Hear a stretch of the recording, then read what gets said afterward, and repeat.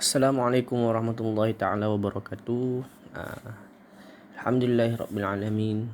Wassalatu wassalamu ala asyrafil anbiya'i wal mursalin wa ala alihi washabihi ajma'in.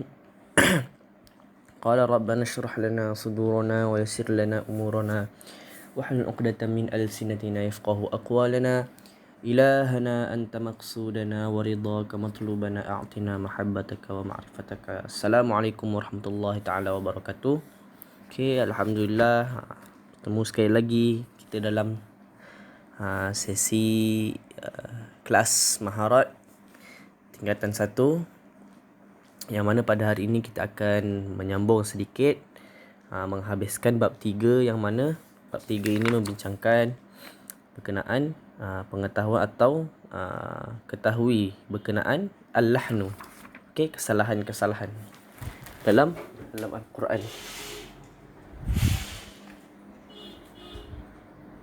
Okey. Minggu lepas kita belajar berkenaan definisi lahan dan juga bahagian-bahagian lahan.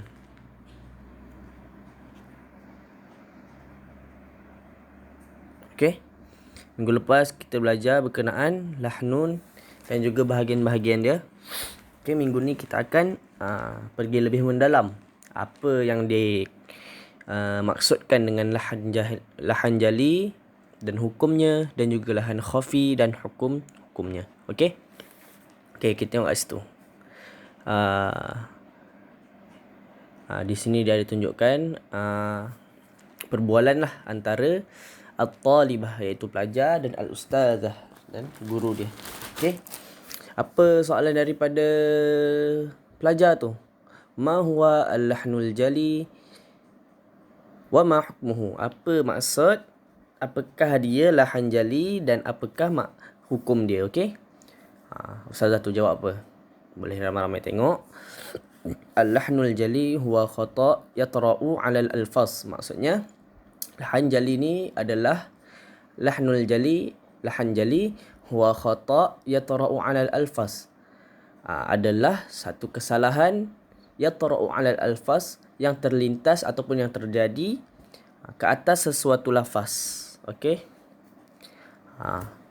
Fayakhillu bi 'urfil qira'ah sawa'un akhillu bil ma'na aw am lam yakhil bih. Fayakhillu bi 'urfil qira'ah, maka melanggar daripada kefahaman bacaan, sama ada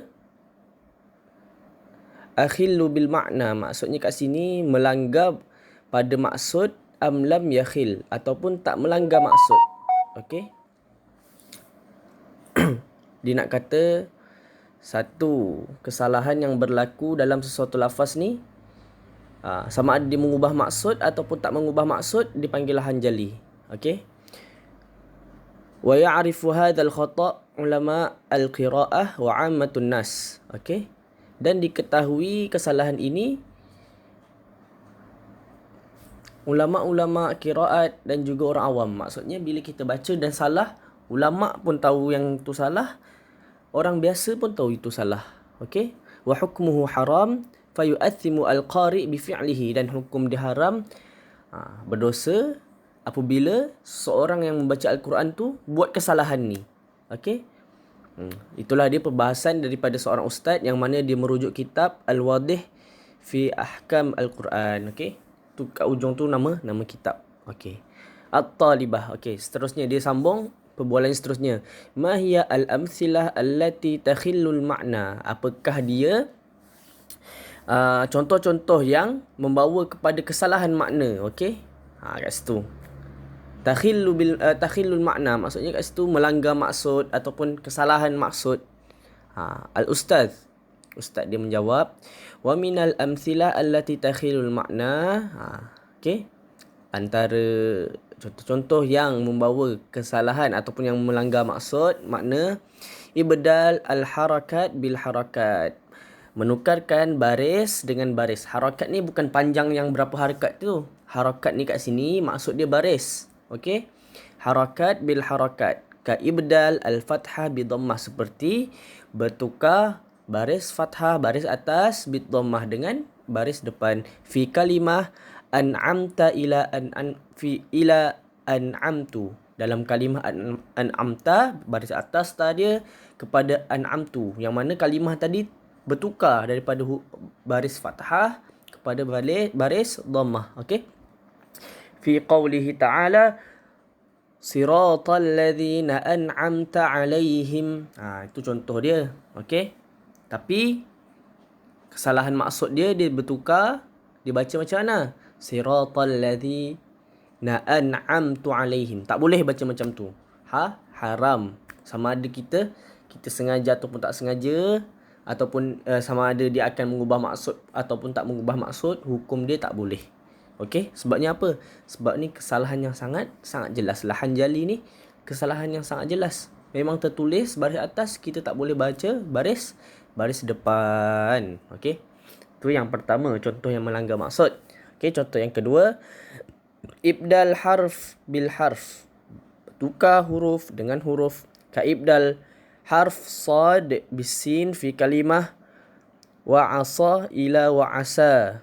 Okey, maksudnya kat sini bertukar huruf sad dengan huruf sin dalam kalimah wa'asa.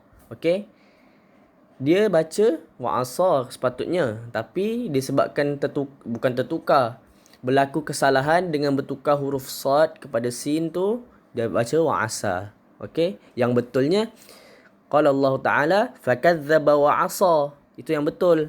Okey, yang salahnya fakadzdzaba wa'asa, tak boleh baca wa'asa, tak boleh tukar baris, hukumnya haram kat situ. Okey, kita teruskan lagi perbualan.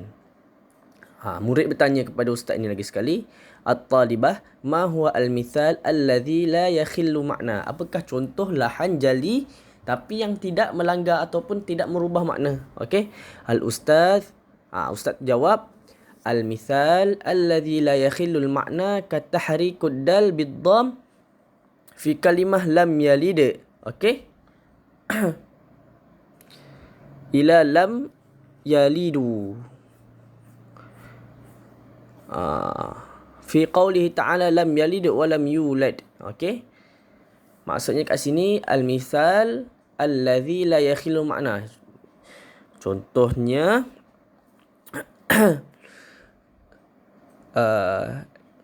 contoh misal yang tidak merubah kepada makna, seperti meletakkan huruf dal dengan baris depan dalam kalimah lam yalid ila lam yalidu. Okey, yang betulnya lam yalid wa lam yulad. Kadang-kadang ada orang terbaca laju, dia baca lam yalidu wa lam yulad. Tak boleh. Walaupun kat situ dia tak merubah pun maksud, tapi hukum dia haram. Okey, kita tak boleh suka-suka meletakkan baris lain dalam Al-Quran. Okey, cuma di sana ada lagi perbahasan dia.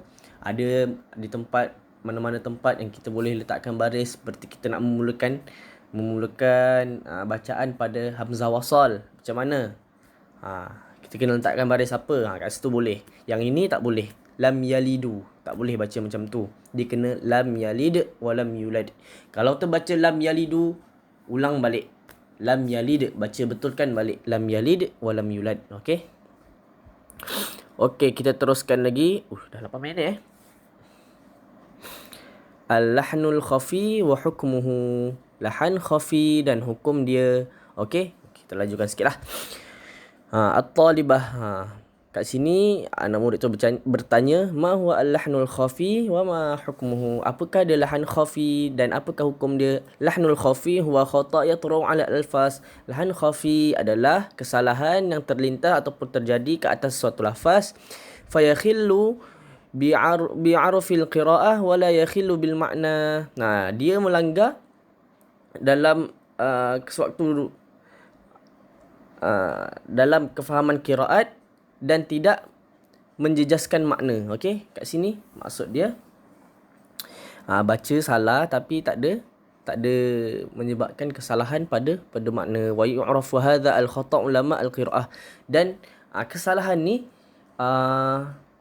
selalunya yang boleh dengar ataupun boleh detect ataupun boleh tahu kebanyakannya daripada ulama qiraat. Okey, jarang orang biasa ni boleh tahu ni salah ni baca ni.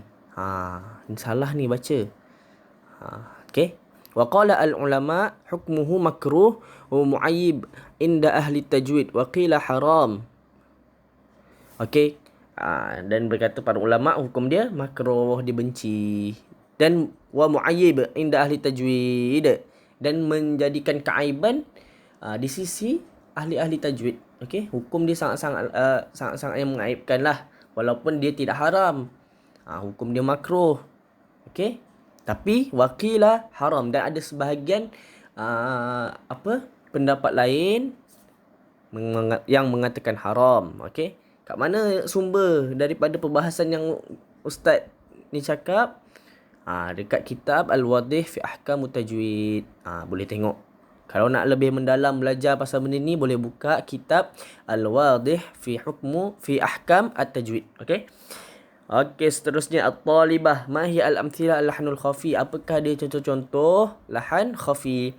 Al-ustadzah al-amthila allati la takhil makna. Contoh-contoh lahan khafi yang tidak melanggar kepada makna. Okey. Takrir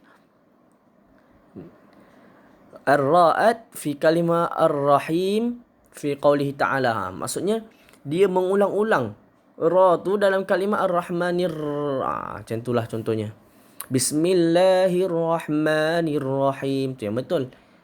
Yang salah punya dia berulang-ulang pada ra tu. Takrir ar-ra'at. Berulang-ulang pada huruf ra. Okey? Kamu boleh cuba sendirilah macam mana yang salah. Jangan cuba sendiri. Jangan cuba. Kurangkan kesalahan dalam bacaan. Okey? Ni kamu dah tahu, jangan buat lagi. Okey? Yang kedua, taghliz al-lamat fi ghairi mahalliha fi kalimah lillahi fi qawlihi ta'ala. Macam mana taghliz al-lam? Selalu taghliz ni pada qiraat lain lah, bukan qiraat Hafs an Asim. Dibaca macam mana? Alhamdulillahi rabbil. Tak boleh baca macam tu. Itu taghliz. Kita tak boleh baca macam tu. Sepatutnya baca Alhamdulillahi rabbil alamin. Okey. Yang ketiga pula, ziyadah, menambah fi miqdar al-mad au naqsuhu fi kalimah amana fi qawli ta'ala. Ziyadah menambah fi miqdar al-mad, dalam kadar panjang. Okey, mad ni panjang pendek kan. Harakat itulah yang selalu kamu berapa harakat, 2 harakat, 3 harakat. Dalam ni dia bagi tahu mad. Au naqsuhu, ataupun mengurangkan kadar panjang dia dalam kalimah amana fi qawlihi ta'ala, dalam firman Allah amanar rasul. Itu yang betul. Ada baca amanar rasul, ada baca amanar rasul. Kalau boleh jangan buat macam tu. Baca ikut harakat dia ataupun kadar panjang dia yang sebenar. Kalau 2 harakat, baca 2 harakat. Kalau kalau pada kalimah lain yang memerlukan baca 4 harakat, baca 4 harakat. Jangan 4 harakat baca berapa harakat? 1 harakat. Jangan 4 harakat baca 7, 6, 8 harakat. Tak boleh. Kat situ dia akan berlaku lahan khafi. Okey. Yang keempat, yang terakhir, tarkul gunnah fi kalimah an-nas fi qouli ta'ala. Okey. Meninggalkan dengung pada kalimah an-nas fi qouli ta'ala. Okey. Walaupun meninggalkan dengung ni dia tak akan merubah maksud, tapi dia adalah satu kesalahan dalam hukum tajwid. Okey, dan dia sangat mengaibkan lah.